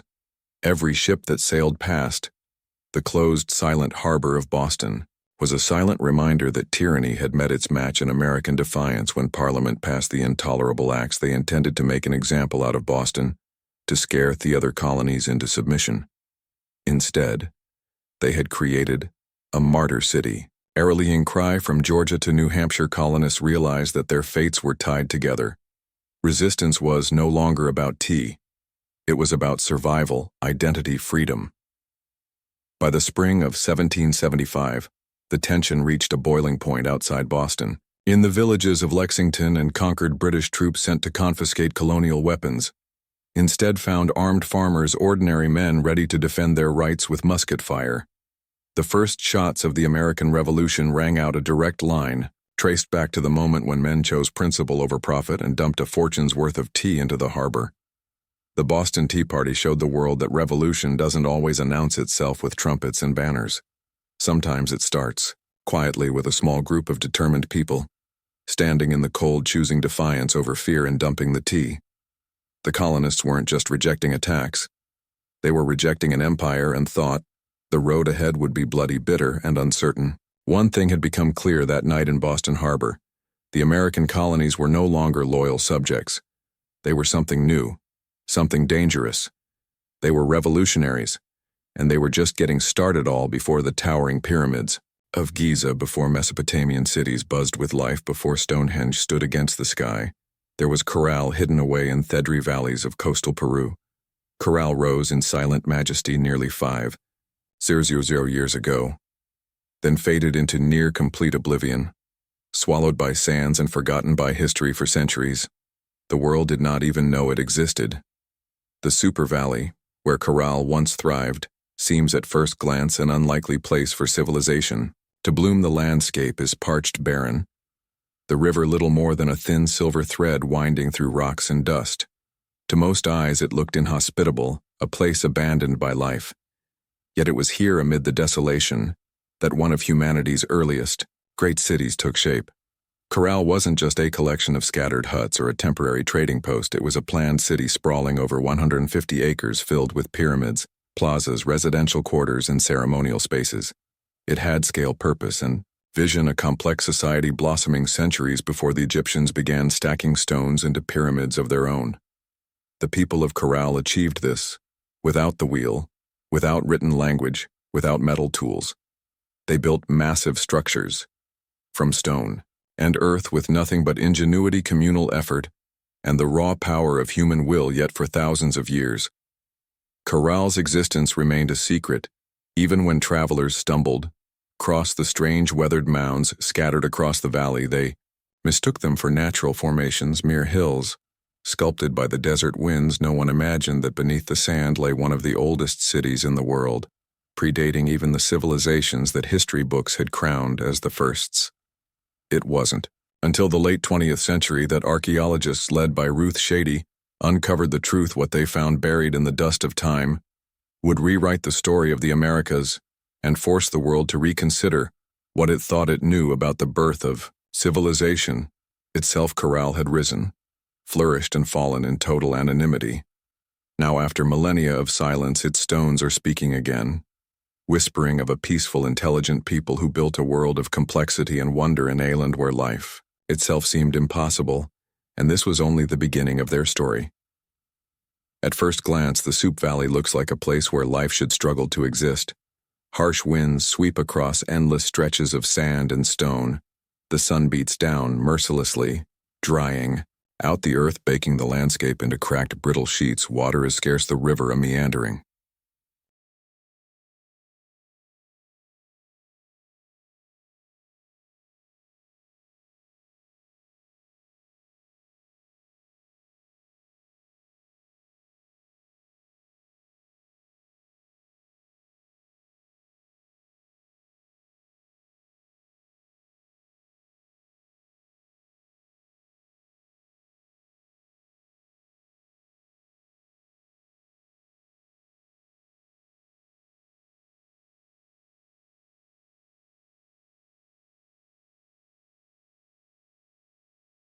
thread fighting for survival to the untrained eye. It is a wasteland, barren, empty, forgotten by the gods. But the people of Corral saw something different. They did not see a desert to be feared. They saw a canvas to be shaped. They recognized the river, however modest, as the lifeblood of possibility. And so, with patience, ingenuity, and sheer determination, they turned this unforgiving place into a thriving oasis of life and culture. Their first victory was agriculture. They learned to tame the rivers, seasonal floods, building simple but brilliant irrigation systems that channeled water across the valley floor where others saw sand and dust. They coaxed green shoots of hope, cotton beans, squash, guava, sweet potatoes. Cotton in particular became their treasure. It was spun into fishing nets and textiles, fueling trade with coastal villages and creating bonds that stretched far beyond their desert home. But growing crops was only part of their mastery. The people of Corral understood that survival in the desert required balance. They worked with nature, not against it. They built their homes and plazas from stone and earth, designed to withstand both scorching heat and the rare punishing rains that occasionally swept through the valley. They studied the stars and seasons, planning their harvests with the precision of master astronomers. Trade became the veins and arteries of Corral's economy. Dried fish, cotton, fruits, and handmade goods flowed up and down the coast. In exchange, Corral received exotic goods, colorful shells from the Pacific, rare stones from the Andes, ideas from distant peoples. They were not isolated. They were connected in a land where survival seemed impossible. Corral thrived through intelligence, innovation, and community. They didn't conquer the desert with brute force, they partnered with it, learning its rhythms, respecting its power, building a society that was not just functional. It was extraordinary against the odds. Corral blossomed into a beacon of civilization, and it was only beginning to rise, rising out of the desert like ancient guardians. The pyramids of Corral defy everything we thought we knew about early civilization in the Americas.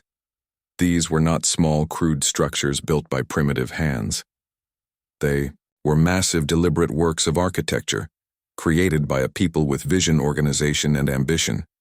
The centerpiece of the city was the Pyramid Mayor, the largest of Corral's monumental structures. It stretched more than 450 ft in length and towered nearly 60 ft above the desert floor. A feat of engineering on par with the early wonders of the ancient world. Built from stone, mud, and woven reed bags filled with rocks, the pyramid was designed not just to endure the harsh climate, but to withstand the punishing earthquakes that occasionally rattled the region and endure it, did standing silent against wind and time for nearly 5 millennia. But the pyramids of Corral were not tombs. Unlike the massive burial complexes of Egypt, Corral's pyramids served a different purpose. They were centers of ceremony, power, and public life. Temples and gathering spaces crowned their summits, accessible by broad, elegant staircases. Fires once burned atop these platforms, and rituals were held beneath the endless Peruvian sky. At the foot of the pyramids, vast plazas opened up, sunken and circular, inviting thousands to gather for religious ceremonies, political meetings, and communal celebrations.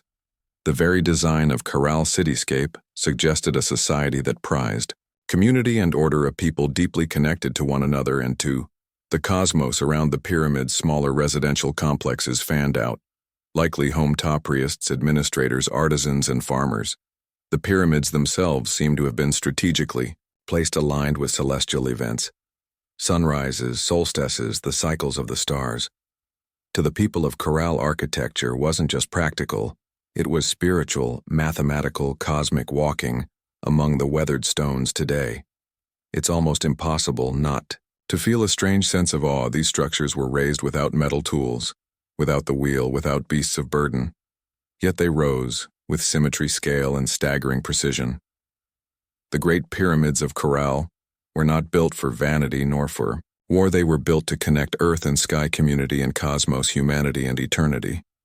And they still whisper across the sands, telling a story that refuses to be forgotten. Among the ruins of Corral, there is something profoundly different, something that sets it apart from so many ancient civilizations. No weapons have been found buried beneath its sands. No defensive walls circle its plazas. No mass graves hint at bloody conquest or internal strife.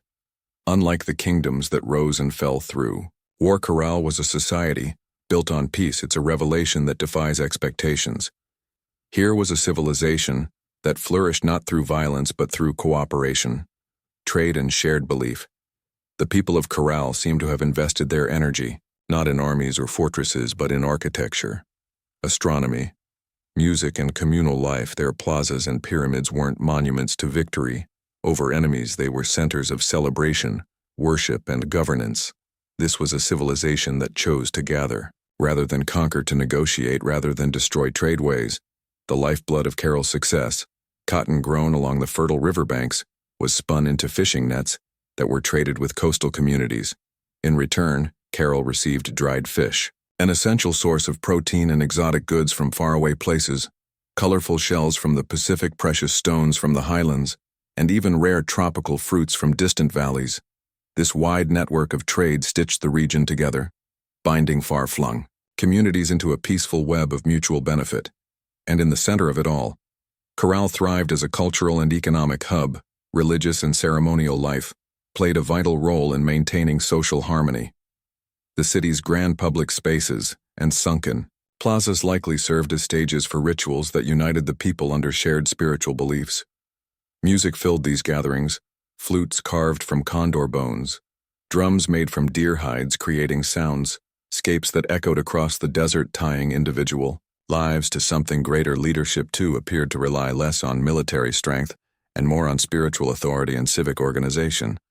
The city's leaders must have coordinated massive construction projects, seasonal agricultural cycles, and complex trade agreements, all without leaving behind the brutal scars of war in an ancient world, so often defined by conflict. Corral stands as a shining exception, our reminder that civilization does not have to rise on the broken backs of the conquered. It can instead be built by the quiet power of collaboration, creativity, and trust. At Corral, the stone still seemed to hum with echoes of a world long gone. It was not just a city of buildings and trade.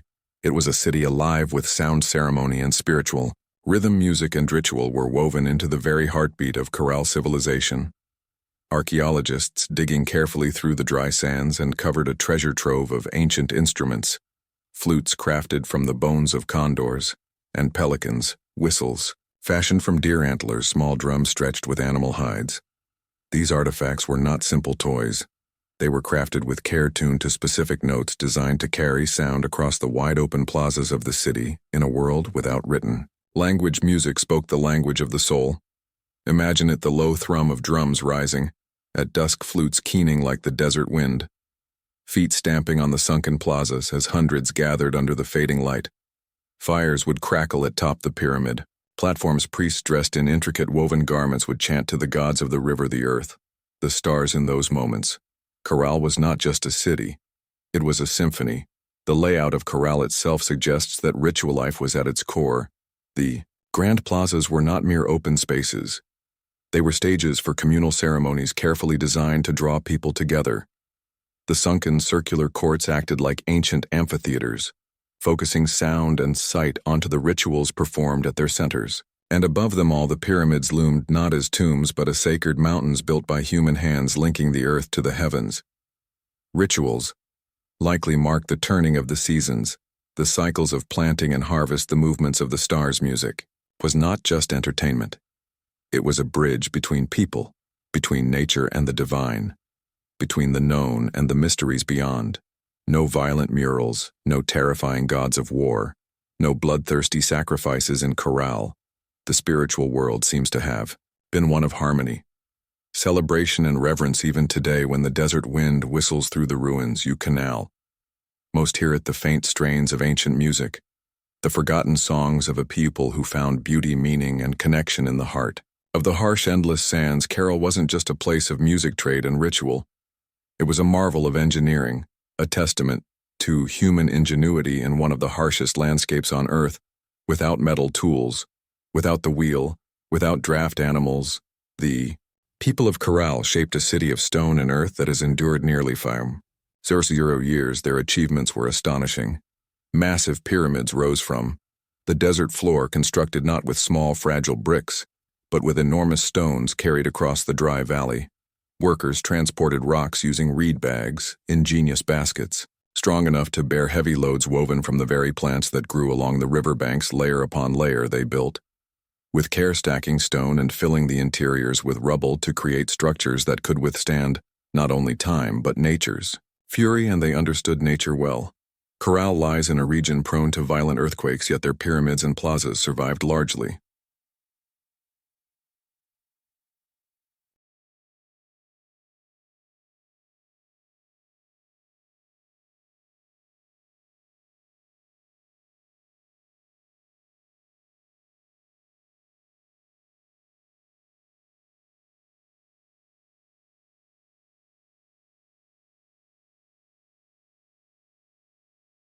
Intact how? By mastering earthquake-resistant architecture, builders used flexible construction techniques, layered fills, wide foundations, and rounded corners that allowed their monuments to absorb and dissipate seismic energy. It was engineering born, not from textbooks but from an intimate knowledge of the earth itself. Water management was another silent triumph. Despite living in a desert, the people of Corral developed sophisticated irrigation systems, channels and canals carefully guided river water to their agricultural fields, allowing crops to flourish during dry seasons. No water was wasted. Every drop mattered.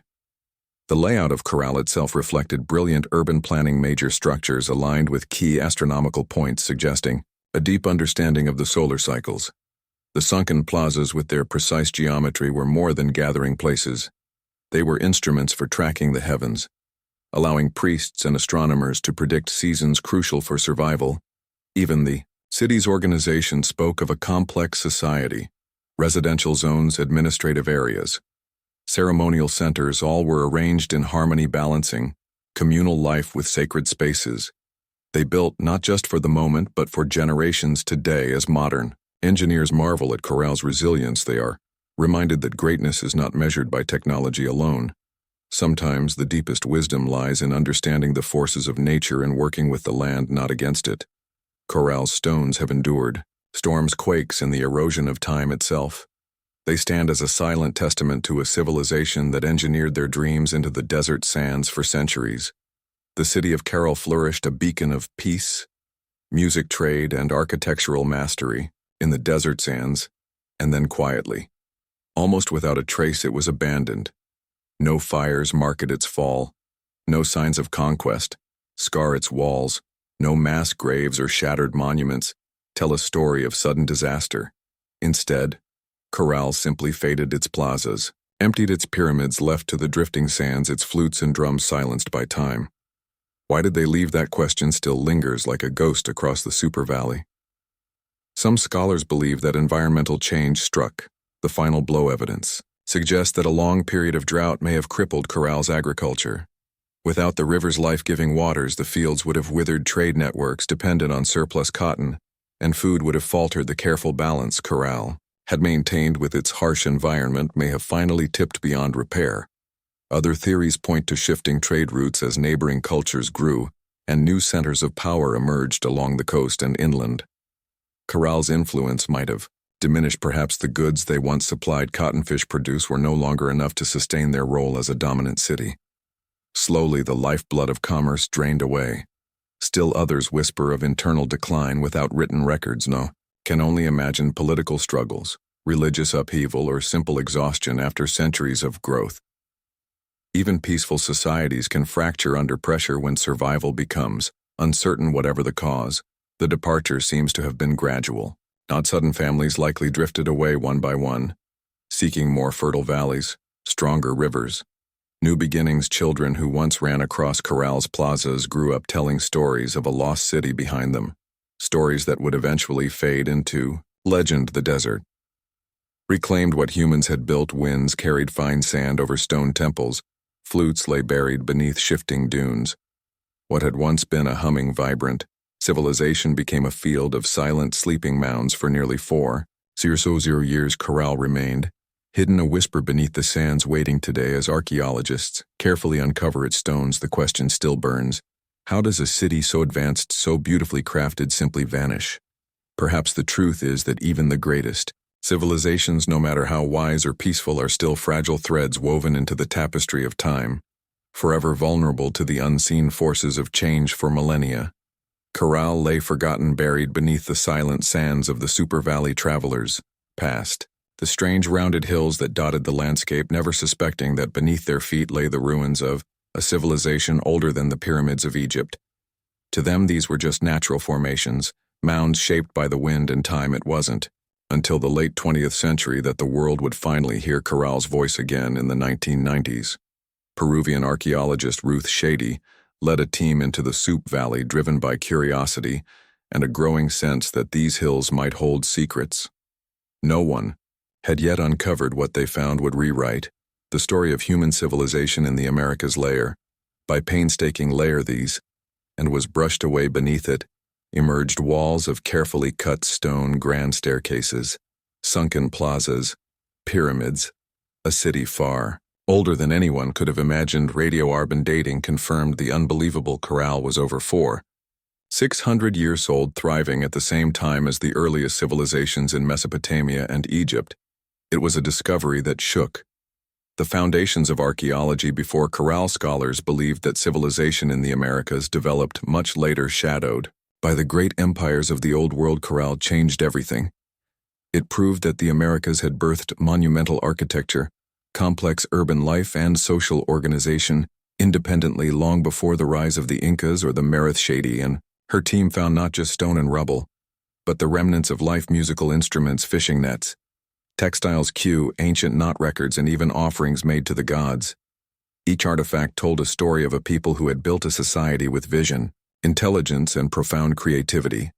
Corral's rediscovery was more than an academic triumph. It was a resurrection. A civilization that had slept beneath the desert for thousands of years now stood revealed under Theopan sky. Once more, its plazas, kissed by the same winds that had once carried the sounds of flutes and the laughter of children. Today, Corral is recognized as a UNESCO World Heritage Site, a fragile, priceless link to humanity's earliest dreams of building, belonging, and believing. The sands had hidden Corral well, but in the end, the stones endured, waiting for someone to listen, to see, to remember. Carol stands today as a silent giant, a reminder that civilization's roots stretch far deeper than we once believed among its pyramids and plazas. The ancient stones whisper a story that reshapes our understanding of humanity's journey. A story not of conquest and bloodshed, but of harmony, ingenuity, and hope, long before the towering empires of Greece, Rome, or even Egypt. The people of Corral were building something extraordinary. They raised pyramids without the wheel.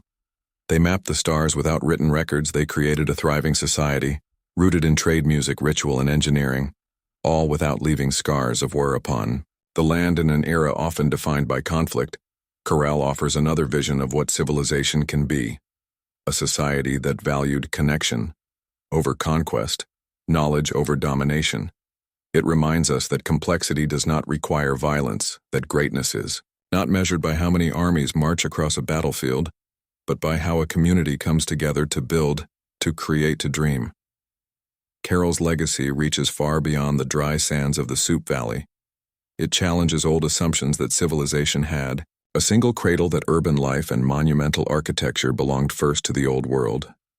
Corral proves that humanity's spirit of innovation and aspiration arose independently in many corners of the earth, shaped by different hands, but driven by the same eternal desires to endure, to celebrate, to reach toward the divine. Today, walking among Corral's weathered ruins, you can almost hear it, the pulse of drums, the low hum of flutes, the murmur of traders bargaining in the plazas, the laughter of children racing through stone alleys under a sky of endless stars. Their lives, their dreams, their stories are still with us, etched into the bones of the earth. Corral teaches us that even when civilizations fall, their spirit can endure, sleeping under sands, waiting to be remembered, waiting to inspire again in the great timeline of human history. Corral shines not just as a relic of the past, but as a beacon for the future, a reminder that even in the harshest deserts, even under the heaviest sands, the seeds of wonder, wisdom, and peace can take root and build a world that reaches for the stars.